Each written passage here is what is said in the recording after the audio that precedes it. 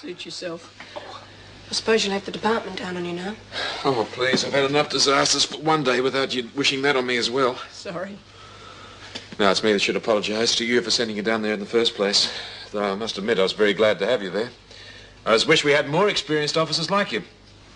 Jim. What? I know what you're trying to say, and the answer is no. I am not going back to being a prison officer, and that is final. All right, Meg, all right. I've just been on the department to complain once again about the lack of experienced staff, and once again I've been given the runaround. You know, sometimes I don't think those idiots know what it takes to staff a prison.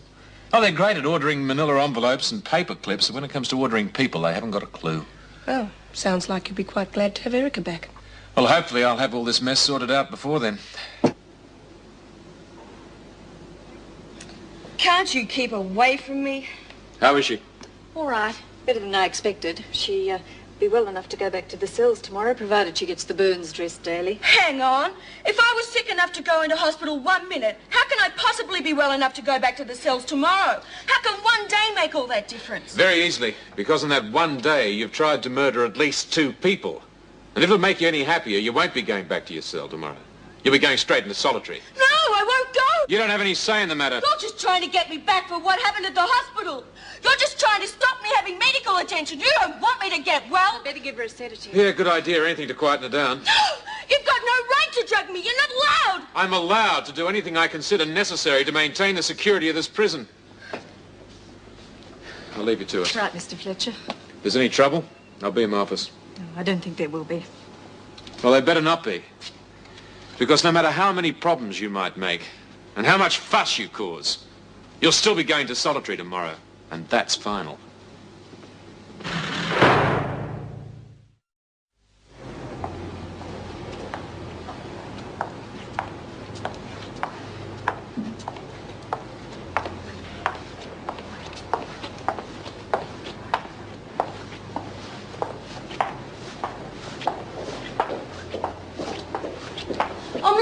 You've got to help me. What is it, Linda? Mr. Fletcher, he's sending me to solitary and I don't think he'll ever let me out. Now, that's nonsense. It's not, it's true. I'm sick. I should be in hospital. If I go to solitary, I don't know what'll happen. I don't think I'll be able to cope. Yes, you will. Now, I can't pretend that going to solitary is a pleasant experience, but you will be able to cope. You don't understand. He's sending me there because he hates me. Don't you see? He hates me. I'm sure that's not the case, Linda. But even if it were, I'm afraid I wouldn't blame him. Now, if you're so frightened of going to solitary, you should have thought more carefully before you went around trying to kill people.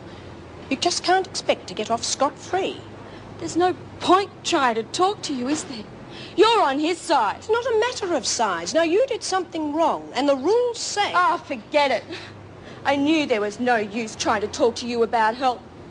You're not a counsellor. You're another prison lackey. Oh, let's go. No, wait a minute, Linda. I can't promise anything. But I will speak to Mr. Fletcher.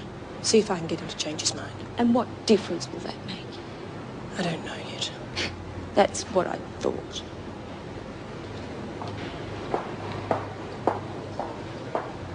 Right, now what can I do for you? It's, Linda Goldman. All right, what you done now? Well, nothing. It's just that I'm a bit worried about her, Jim. I just passed her on the way to solitary. She was rather distressed. I'm not sure that she can handle it. Well, you do realise that solitary is meant as punishment, not a reward. Yes, of course I do. But Linda Goldman is going to be here for a very long time, and I think it's weighing very heavily on her. Putting her in solitary, I think, will affect her assimilation into the prison. Have you finished? I'm sorry, Jim, but that is my professional opinion. Yes, well, I'm sorry too, because I don't think very much of your professional opinion. That's not what you said yesterday. Yesterday I was talking about your abilities as a prison officer. You're a good prison officer. You're not a good parole officer. The way you handled the Burns incident proved that. Come off it, Jim. You can't hold that against me for the rest of my life. I'm just trying to illustrate my point. You're not cut out for counselling work. Well, right now, I'm not very interested in your opinions. So if you've no objections, let's get back to the reason why I'm here. It is Linda Goldman's state of mind. I don't think she should be put in solitary. Well, I do. I can't afford to take risks with prison security. And that's what I'd be doing if I let her out amongst the other women. All right, if you don't take my word for it, at least go and see for yourself. Well, if her reaction to me is anything like it was at the hospital, we're not going to get very far. Then you won't see her. No, I didn't say that. No, I'll see her, all right. When I get some time. Thanks.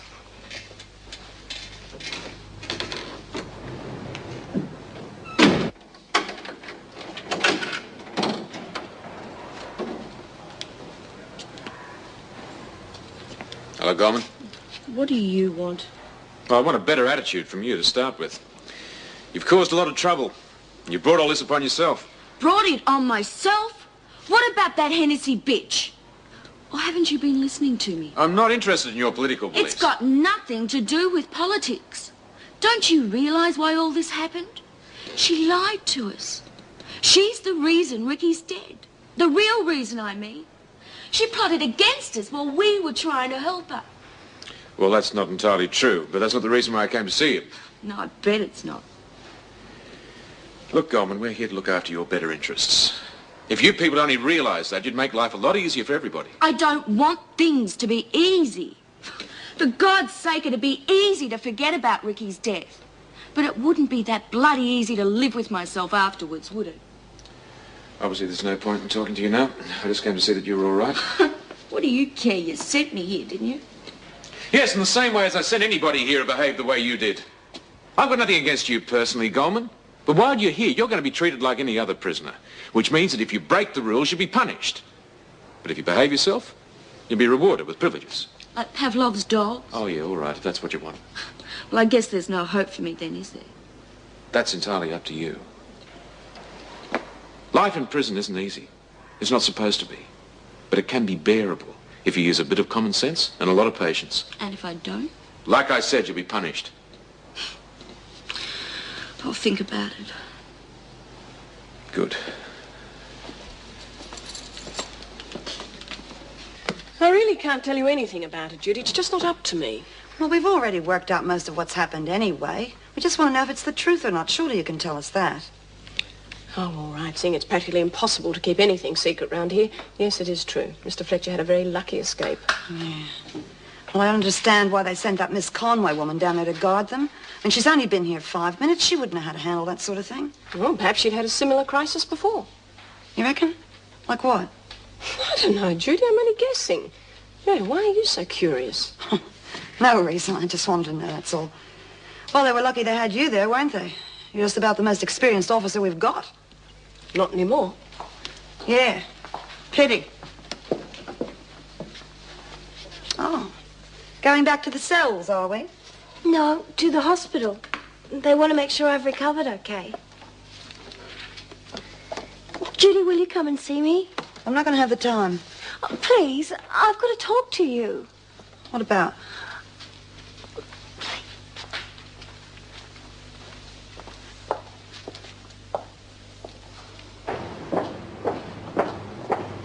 Well, what do you want to see me about? What's a big secret? No secret, Doreen. I got some good news for you. Oh, yeah? Like what? I've been speaking to Peter. Oh, have you? How is he? Did he mention me? Of course he did. He's fine. And he wanted to know all about you and how you were. Geez, I thought he might have forgotten me by now. Of course he hasn't. And he wanted me to tell you not to worry about him. Oh, that's beautiful. I'm real pleased. And that's not all. He's decided to turn himself in. What for? Well, we've had a talk together about it. We've decided it's the only sensible thing to do. We decided or you decided?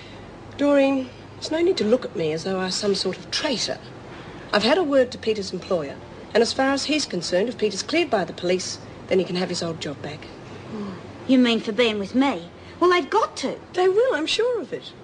Well, in that case, I suppose you're right. You did have good news for me.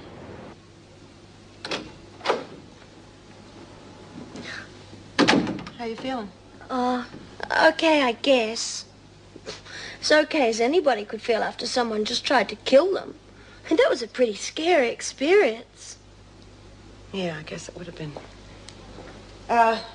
Listen, I don't have a lot of time. I had to tell a few fibs to get here in the first place. What do you want to see me about? Nothing really. I just felt a bit down and wanted someone to talk to, you know. Yeah. Has everybody heard about what happened? Yeah, almost everybody. Oh, good. That's a relief. Why? Because they'll feel a bit of sympathy for me now.